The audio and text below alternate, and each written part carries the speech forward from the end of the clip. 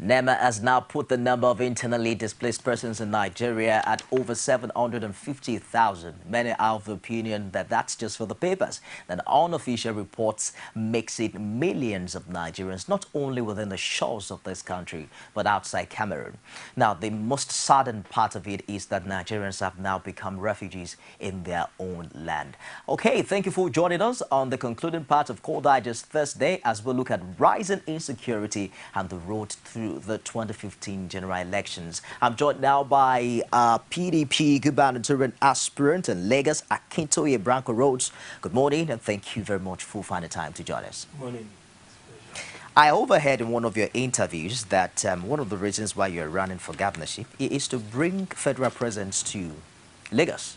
Now, I don't know if you are aware that the NOI post, which is also alleged being sponsored by one of the PDP stalwarts in the name of Okonjo-Iweala, has said that the ratings for Mr. President has dropped as a result of insecurity in Nigeria. What are your reactions to that?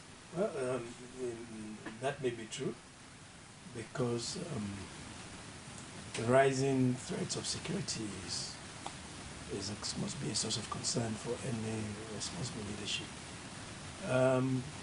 But be that as it may, the presidency is doing their best to combat the insurgency, which is the root cause of all the problems in this country.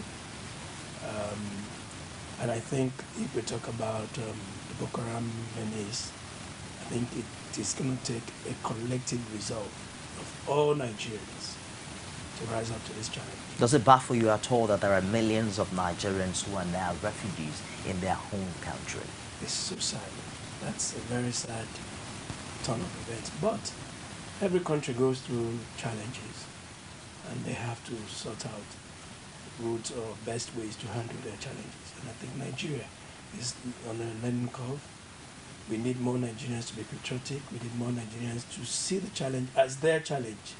Because the challenge for Nigeria is a challenge for every Nigerian. Because we cannot shrug our hands and say because it's happening in the north, it's not our business in south or southwest. Everything rises and falls on leadership, some say. It is leadership.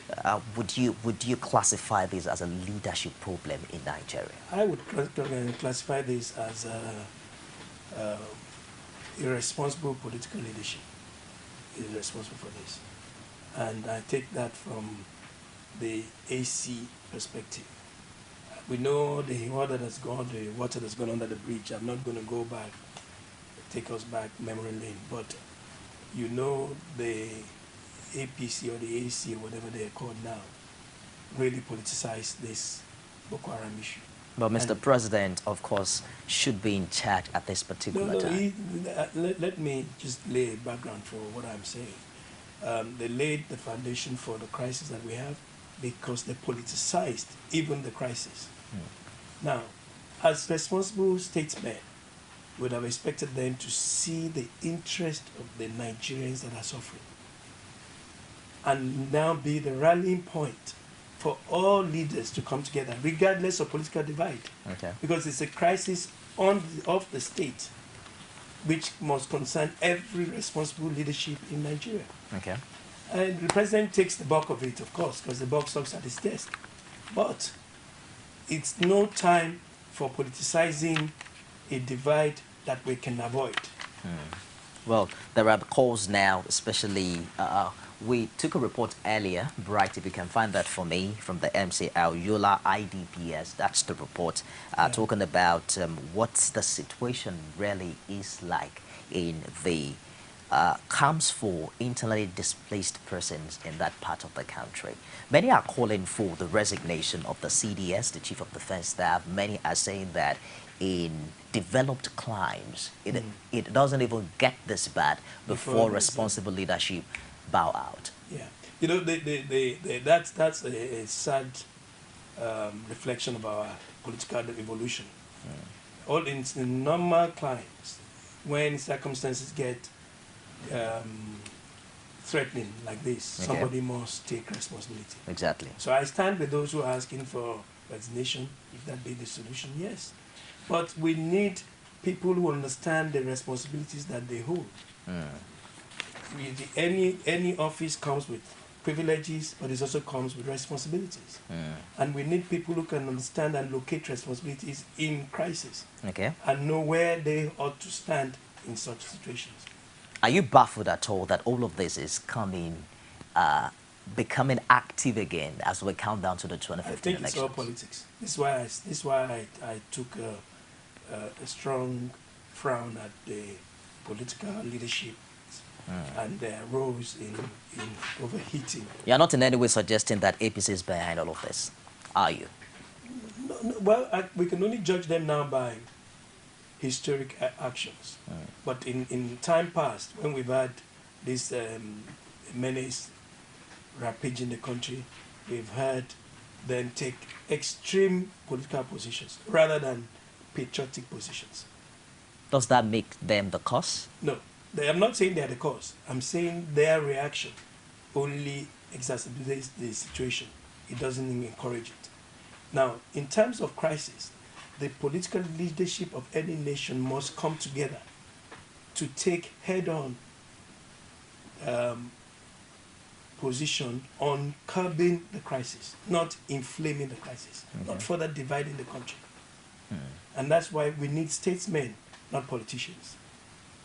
That's what this country requires at this critical time. That's all right. We have a caller now. Let's just take this call from Victor. Good morning, Victor. Hello, good morning. Morning. Please go ahead with a contribution. Good morning. Thank you so much for this, your program. I really appreciate you. I really appreciate you, sir, for this program.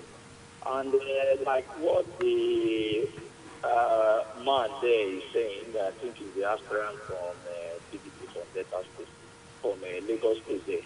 I want to say that the problem we really have in this country is the issue of leaving what you're supposed to say or what you're supposed to talk about and measuring name of both people. You don't expect to measure the name of a political party, a party to sit down and watch you. Then we also measure your own party. A question is put before you. I believe, as a gentleman you said you are, I expect you to answer the question straightly, to avoid the issue of whether APC do this, did that. I mean, these are the problems we are having. You people refuse to admit the truth. I'm from Delta. It pains me when you make that, when you just say that word now. I don't expect you to make even a comment to the issue of ACN or this, because you people are in charge. You are in charge of the, you are the steering. So there's no amount of things the opposition will do that's supposed to shake you. If you really know, or you are really focused, if you are really focused to drive this country, I don't see anything that will distract you, except you don't have focus. So this show really tells me that, I don't know, I don't know, I won't say it, because I'm for a victim just the way you fall. So please, when we are doing this, we should avoid this issue of PDP did this, APC did this. Say the thing as it is and let us move. That is what we need. Thank you so much. I really appreciate you. Bye-bye. Sorry. Yeah, I'm sure you want to react to I that. think you misunderstood me, because you've already told me that there's a clamor or a call for the Nigerian National Nigerian Director. What did you say? The NOI polls. No, you said request somebody's resignation. Okay, that's right. And I did not exonerate him from the demand for resignation, did I? So I'm not taking any partisan position. I'm just stating facts as they But are. probably what he's saying is that APC is just reacting to whatever it is that is coming from. I did not defend APC, neither did I exonerate APC. What I'm saying, I'm stating facts as they are. I use historic records. I'm not taking any position on this. There are no current positions for me to take, because I don't know what APC has said today. Okay. I just said let's base these things on historic facts. Before you came, we were actually talking about the third phase of the distribution of PVC exercise by INEC that is starting on the 7th of October to 7th of November to 9th of November. And there are also concerns as regards internally displaced persons. Yes, it must be addressed. before politics can go ahead. Before politics go ahead. Yeah. Don't you see these people being disenfranchised eventually? You know, I've said many times on this station that Nigeria requires statesmen in this critical hour, not politicians. Every politician in the field now must rise up to statesman's shape, because that's what can solve the problem. That's what can bring solution. That's what can bring succor to the teeming Nigerians that are distressed at this hour. We cannot politicize the roles where people, you know, it's a bit difficult to separate things. That's all right. Because everything is somewhat linked and let me just hold you for a minute. Let's take this call from Nasir. Hello, good morning, Nasir. Hello, good morning. Go ahead with the contribution, please. I'm glad to have you again in this laudable program. I always have confidence in your station. And I also want to comment on what the first caller, I want to add to what the first caller said. You know, there is this thing that always bothers, that always baffles me. Is it some of us are saying that we are always politicizing and whatever. But what I want to emphasize here, we have a government. What is the responsibility of government? Is it not to ensure the safety of lives and property? Somebody must be in charge. We should not just be, you know, accusing fingers on each and everybody. There is a government, unless if somebody is trying to tell us there is no government in Nigeria. So please, government should be held to its responsibility. It's not only when it wants to maneuver election that you to be sending troops upon troops in a state, in a very smaller state like Osun and Ekiti. Please, we have to be responsible. We are tired of all this deceit. You know, government is deceiving us. The chief of defense staff told us that there was a ceasefire. Now somebody else is telling us there was no such ceasefire. Who is fooling who? We have been slaves. Do you want us to continue to be slaves in our country? My simple advice is that government should be up to its responsibility. We are no longer, we should not be deceived. We should not be deceived anymore again. Thank you very much. That's it. Yeah. We are on the same page. We are in a crisis situation.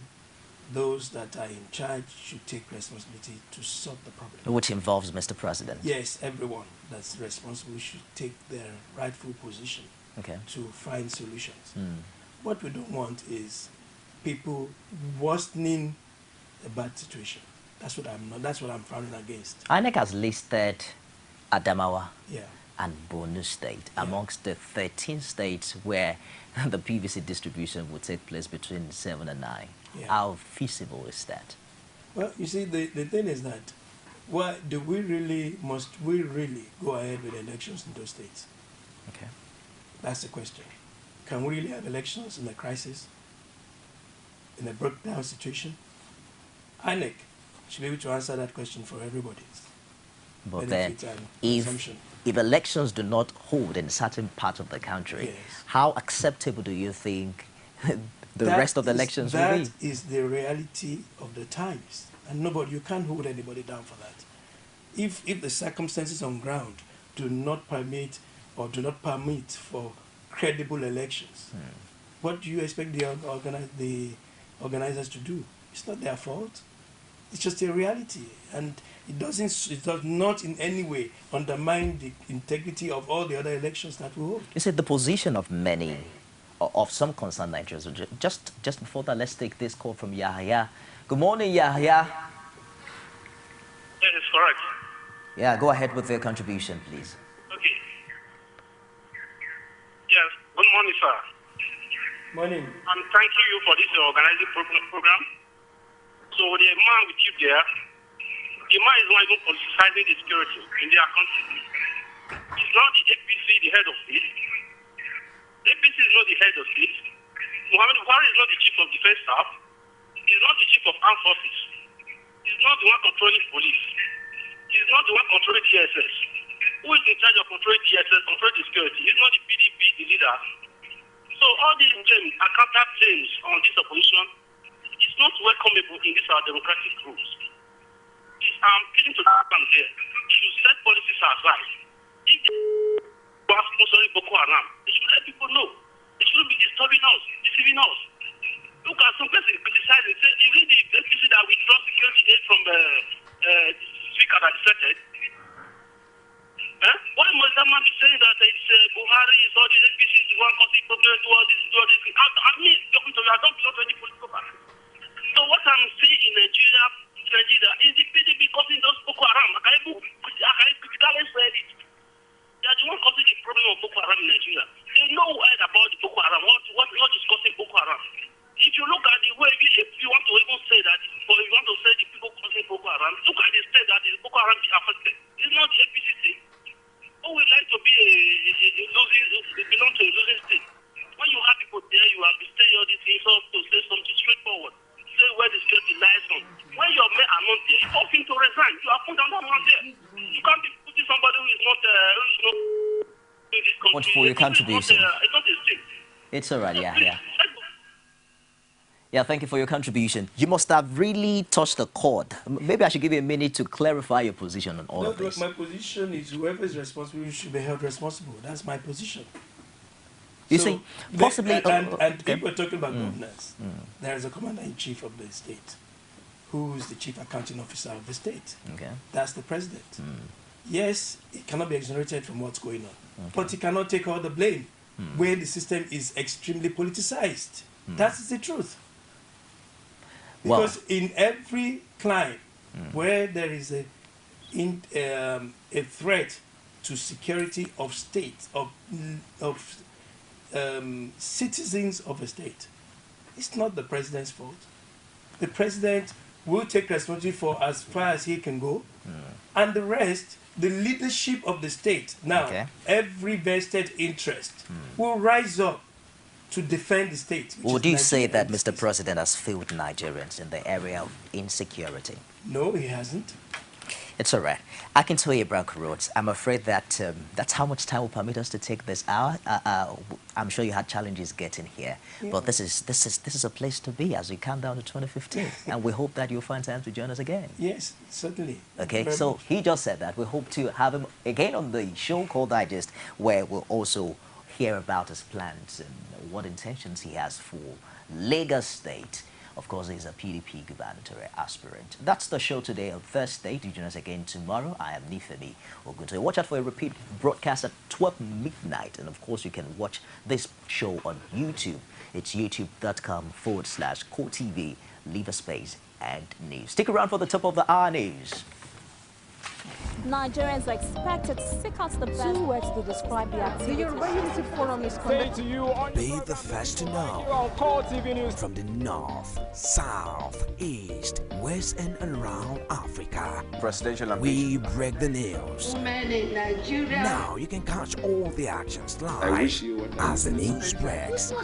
We are Core TV News. Welcome to Core TV Primetime News, a 24-hour news station.